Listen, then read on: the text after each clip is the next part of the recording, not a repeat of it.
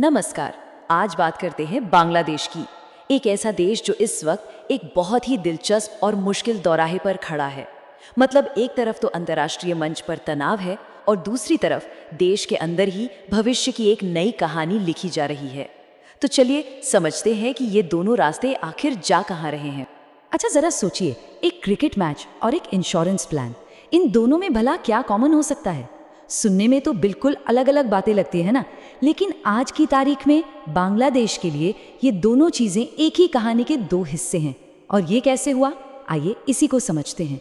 तो चलिए कहानी के पहले हिस्से से शुरू करते हैं। और ये हिस्सा जुड़ा है बाहरी दबाव से। इसकी शुरुआत हुई एक ऐसे खेल विवाद से जिसने पूरी दुनिया का ध्यान अपनी ओर खींच लिया है। देखिए, मामला ये है कि आने वाले 2020 वर्ल्ड कप को लेकर एक जबरदस्त बवाल खड़ा हो गया है। एक तरफ है बांग्लादेश क्रिकेट बोर्ड और दूसरी तरफ इंटरनेशनल क्रिकेट काउंसिल यानी आईसीसी, और दोनों आमने सामने हैं। अब देखिए, दोनों तरफ की अपनी अपनी दलीलें हैं। बांग्लादेश कह रहा है कि भाई हमारे खिलाड़ियों की सुरक्षा सबसे पहले है, इसीलिए हम भारत में नहीं खेलेंगे, वेन्यू बदलो। वहीं आईसीसी ने ये मांग तो ठुकराई दी, उल्टा बांग्लादेश पर ही डबल स्टैंडर्ड का आरोप लगा दिया। मतलब ये अब सिर्फ वेन्यू का मसला नहीं रहा, ये तो एक डिप्लोमेटिक पंगा बन गया है। और इस टकराव का नतीजा बहुत बड़ा हो सकता है। बातें ऐसी हो रही हैं कि अगर कोई हल नहीं निकला तो बांग्लादेश शायद वर्ल्ड कप में हिस्सा ही ना ले। सोचिए, ये सिर्फ एक टीम के बाहर होने की बात नहीं होगी, ये क्रिकेट की दुनिया में एक बहुत बड़ा विवाद बन जाएगा। लेकिन जैसा मैंने कहा, ये कहानी सिर्फ क्रिकेट के मैदान तक की नहीं है। असल में ये जो विवाद है ना, ये तो बस एक इशारा है, एक लक्षण जो बांग्लादेश पर पड़ रहे कहीं बड़े क्षेत्रीय और आर्थिक दबाव की तरफ उंगली उठा रहा है।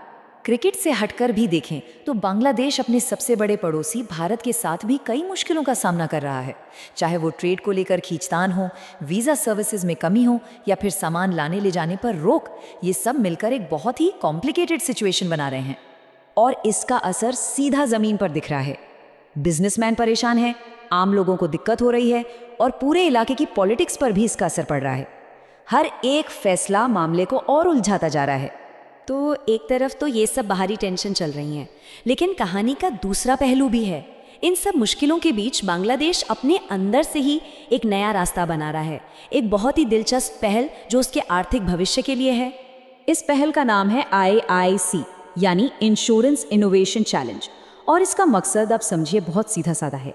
देश के जो छोटे मोटे व्यापारी हैं, जो SMEs हैं, उनके लिए मॉडर्न और सिक्योर इंश्योरेंस के तरीके बनाना। देखिए, लक्ष्य बिल्कुल साफ है।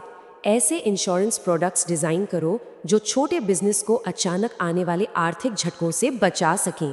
क्योंकि सीधी सी बात है, जब ये छोटे कारोबार महफूज रहेंगे तभी तो पूरी इकोनॉमी को दम मिलेगा। और अच्छी बात यह है कि इस काम में बांग्लादेश अकेला नहीं है। UNDP जैसे बड़े इंटरनेशनल ऑर्गेनाइजेशन और लोकल SME फाउंडेशन जैसे पार्टनर भी साथ मिलकर इसे सपोर्ट कर रहे हैं। तो ऐसे में जब बाहर से इतनी चुनौतियां हैं, ये ICID देश के लिए एक उम्मीद की तरह है। ये दिखाता है कि बांग्लादेश सिर्फ मुश्किलों पर रिएक्ट नहीं कर रहा, बल्कि वो प्रोएक्टिव होकर अपने भविष्य के बारे में भी सोच रहा है। तो अब वक्त है इन दोनों कहानियों को एक साथ देखने का। एक तरफ बाहरी दुनिया का प्रेशर और दूसरी तरफ देश के अंदर हो रहा इनोवेशन। ये दोनों असल में एक ही सिक्के के दो पहलू हैं। तो अब देखिए, पूरी तस्वीर साफ हो जाती है। एक तरफ ICC का विवाद है, डिप्लोमेटिक टेंशन है, ये सब वो चुनौतियां हैं जो बाहर से आ रही हैं।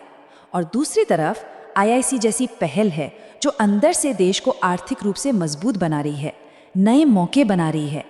ये एक तरह का संतुलन साधने वाला काम है। तो बांग्लादेश की आज की कहानी ना सिर्फ किसी एक विवाद की या किसी एक स्कीम की नहीं है। ये कहानी है बैलेंस बनाने की। एक देश कैसे अपनी सिक्योरिटी, डिप्लोमेसी और अपने इकोनॉमिक फ्यूचर के बीच एक बहुत ही नाजुक सा संतुलन बनाकर आगे बढ़ रहा है।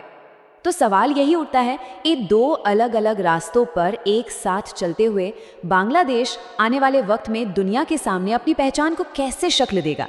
ये देखना वाकई दिलचस्प होगा।